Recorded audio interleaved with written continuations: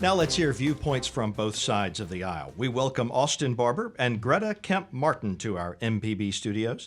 Austin is a Republican strategist and founder of the Clearwater Group. Greta is an attorney and former Democratic candidate for state attorney general. She serves as the litigation director for the nonprofit organization Disability Rights Mississippi. Greta, welcome to At Issue, and thanks for filling in for Brandon Jones, who is out this week. Happy to do it. Thank y'all for having me. Can we convince Brandon to not come back? Would that be okay? I think Greta would be better than him. Oh, he might be very angry with me. Oh, that's okay. Austin, okay. I would think you'd be a little concerned because Brandon's a known quantity in terms of our At Issue tapings here. You welcome an untested voice, at least in this forum? She's not untested. She'll do. Right. I hope so. Well, we're glad to have you, Greta. Thank you so much. It's good to keep Austin on his toes, too, with someone he's not necessarily used to having a conversation about these things with.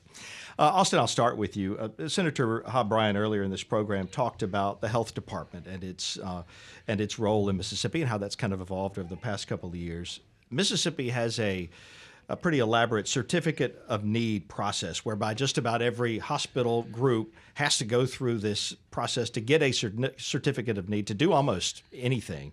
And there has been talk over the years of some reform to that process. Yeah. What's the status of that and where do you stand on it? Well, I mean, I know the Board of Health, which are appointed by the governor.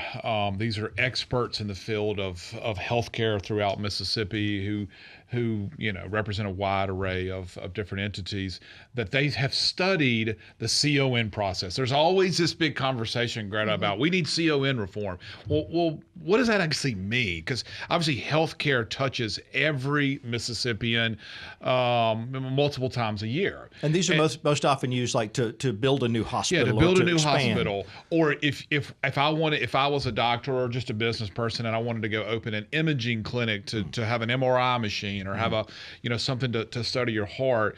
The purpose of the CON process is to protect the taxpayers and to make sure that there's a fair playing field there. When I say taxpayers, why do we say that? Well, because taxpayers ultimately pay for those Medicaid recipients who go to these individuals, these entities for care. So we want to make sure that we've got a good playing field that protects the taxpayers, and protects the situation. But anyway, the Board of Health said, hey, listen, these are some things that we would like for the legislature to study, to look at, to consider regarding CON reform. Ultimately, it looks like there was a bill that was passed by Senator Bryan. I don't know if he talked about it earlier, but he passed it this week regarding CON reform. And it was more of a scalpel approach versus a sledgehammer approach is how I would define it. I'd be curious to see exactly what the House does with it.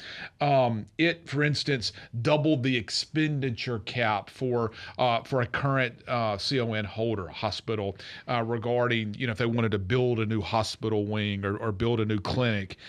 It looked at adding more psych beds in areas that desperately need it, DeSoto, Madison, the coast, the Madison facility, that's where it is, Metro Jackson. And then it was looking at rural dialysis facilities. So, look, I don't agree with everybody in my party, particularly on this. I have worked in healthcare for a long time, and there's no question that reform is needed, and I think the way the Senate is looking at it, and I'm pretty sure the House will be looking at it too, is probably the right approach. You don't want to go too broad. You got to just go, I think, in a very measured approach, which is what the legislature is doing now. I was long-winded, which happens from time to time, Greta. Sorry. No, that's fine. I think this, hopefully Brandon won't be too disappointed that I don't disagree with the need for reform in this process. Disability Rights Mississippi, we work very closely with our healthcare providers, including not only to the Department of Mental Health. And I think there's a need for a structured process with oversight from our legislature. We want to see development in healthcare. We want to see that continued development in rural locations. And so I actually, think that this approach is really interesting, and it's probably the safest way. We're not seeing that in our federal government right now. We're seeing more of a sledgehammer approach in our federal government. So I'm really happy that they're looking at it with the intricacy that this process needs. This is not something that needs a lot of sweeping and broad reform. Yeah, I would say on the federal government side, and we can disagree on this, I'm sure, with a Trump administration that's coming in who says, look, we see things drastically different than how the Biden administration Right.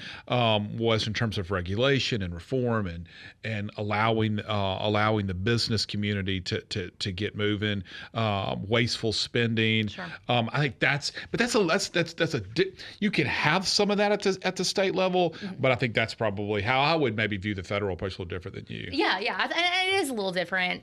Just for comparison's sake, I just think that moving in on a process as intricate as certificate of need, you're dealing with healthcare, specifically in rural locations. You're dealing with an area of Mississippi that, whether we probably won't agree on this, is somewhat lacking in lots of areas, specifically in the mental health field.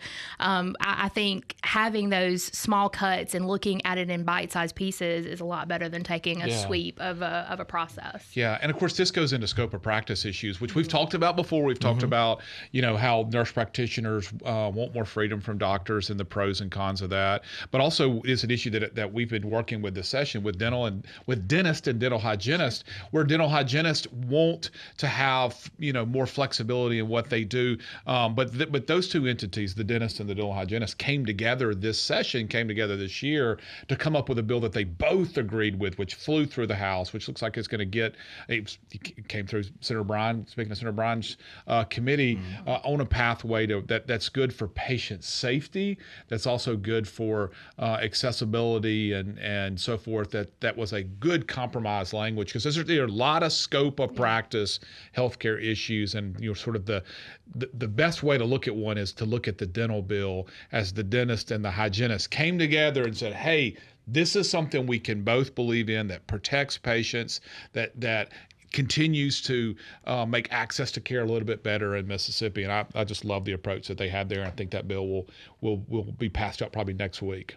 Because you did not have that. Senator Bryan did talk about the bill regarding nurse practitioners and other advanced practice nurses, that you did not necessarily have that agreement between doctors and the nurse practitioners, because a lot of doctors were against that bill, which ultimately died in Senator Bryan's committee. Yeah, you don't always. And if you can find consensus on any issue, Sure.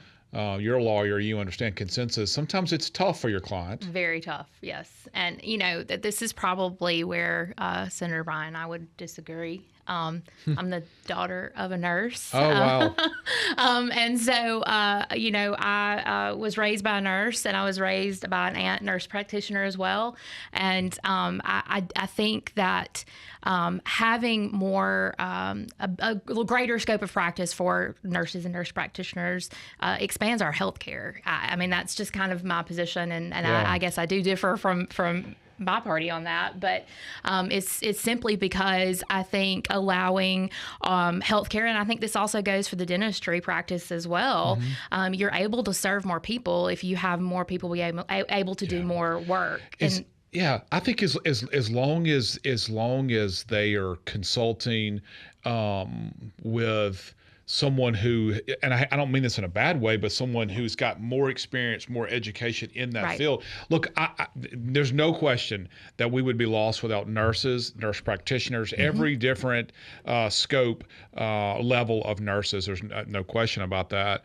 But I'm just one. I guess I'm sort of where Senator Bryan is, who thinks, but that we need to have the collaboration aspect together. I don't think that we should have either of those not collaborating with a doctor, not collaborating with a dentist, a paralegal not collaborating with a lawyer. Certainly. So, And I all of them are super important. Exactly. And I don't disagree that there should be collaboration, but I certainly know and have, lived the life of, like I said, a daughter of a nurse, where my mom in many cases knew more than the doctor she was practicing under, right? I mean, I think we've all been in situations, in medical situations, where we have leaned more on our nurse than we have our physician, because our physicians are so spread thin.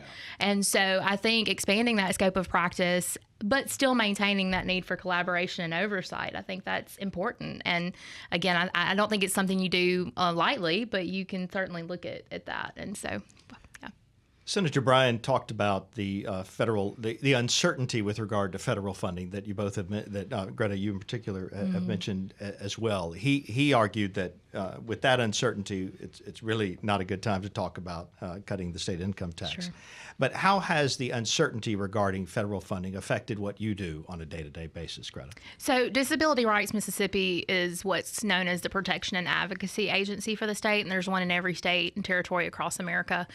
We are almost 100% federally funded through statutes enacted by Congress as in the 80s. So we've been now around for a long time, and that money it feeds through the federal government. So if you have an executive order that comes down freezing federal funding, that directly impacts our ability to do our work and pay our people. So on the other hand, we have some executive orders that deal with the diversity and equity and inclusion, and it's so broadly labeled that we are scared, and our national group is very scared that that's going to impact the programs that fund our work as well. So it's just been an unknown time for us, and not having a lot of direction from the administration on what the future looks like as a result of these executive orders has just been very difficult to do our work and to make sure that we are able to continue paying the people that monitor and advocate for our agency.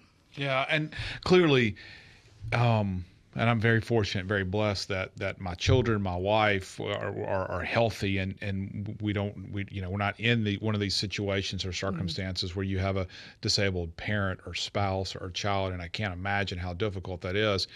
And I don't know anything about y'all's group, but I'm sure you guys do great work throughout Mississippi, and certainly respect and are grateful that we have groups like y'all that are out there taking care of those who need help. And listen, I've always said, I'm a fiscal conservative first and foremost, but there are safety net programs that are put in place to help those who need help. And I've always been a strong advocate for we need to make sure that those safety net programs, whether they're dealing with the disabled, single moms, babies, children, talking specifically about Medicaid, that we are managing those dollars as efficiently and effectively we can, so the people who really need it are getting those funds. And I'm sure what's happening at the federal level is you've got a new administration that's coming in who sees things way different than the Biden administration, and they're trying to get their arms around it. They're probably saying we're going to stop everything so we can figure out what we need to be doing that's better or different than what the other administration is. But I know it's probably a scary situation for what you guys do and for those who y'all help. But I'm confident that the needed funds will be there for the folks who need it. And I know that's, as a taxpayer, just like you and Wilson, that's what we want. We want our tax dollars to go to those who need the help and it to be spent well. Yeah. And look, I'm not going to sit here and say that I don't believe there's waste in the government. That would be a fool's errand right there to say that there's waste in the government. Absolutely. Are there needs for audits of our government programs? Absolutely. But I think the concern for us, and specifically with our national group, which is the National Disability Rights Network, is that a lot of these processes, a lot of these orders are making very broad and sweeping cuts without really looking at some of the more intricate programs that will be affected. There's just a lot of smaller programs that are built within some of these statutes that, they were frozen. And luckily, we have had a judge freeze that order, and we've been able to draw down the funds that we need, at least for the immediate future. But it really paints a very uncertain future for our agency with having these cuts. Greta, Kemp, Martin, we thank you again for filling in for Austin this week, for filling in for Brandon this week. Austin, we're glad you were here. Me too. So, good to have you both with us. Thank you. This has been At Issue, a weekly discussion about the 2025 Mississippi legislative session. You can hear At Issue every Friday night at 6:30 during the session on MPB Think Radio. You can also subscribe to our At Issue podcast, which features extended versions of our roundtable discussions and featured interviews. And if you'd like to see what we all look like, catch the video versions of our roundtable and interviews at mpbonline.org and on YouTube. At Issue is a production of Mississippi Public Broadcasting. I'm Wilson Stribling. From all of us here at MPB, we thank you for joining us.